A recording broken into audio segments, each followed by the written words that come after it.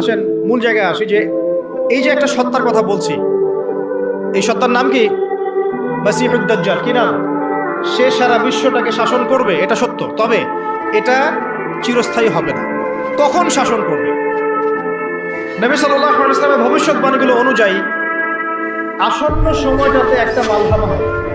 মালহামাটা কি? মালহামা মানে মহাযুদ্ধ, great war. মানে এমন যুদ্ধ যে যুদ্ধে অনেকগুলো রাষ্ট্র একত্রিত হয়ে যাবে। প্রায় 80টা ফ্ল্যাগ, 80টা ফ্ল্যাগের কথা এসেছে এখানে। ফ্ল্যাগ মানে আমার এস্টিমেট এটা হচ্ছে রাষ্ট্র, কারণ এক একটা ফ্ল্যাগ এক একটা রাষ্ট্রের প্রতীক বহন করবে। কিভাবে হবে?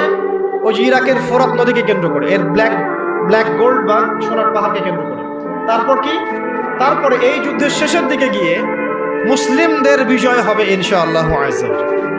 এবং তাদেরকে আল্লাহ পাক একজন নেতা দিবেন, সে নেতার নাম হবে মুহাম্মদ বিন আব্দুল্লাহ। কি নাম হবে তার? নাম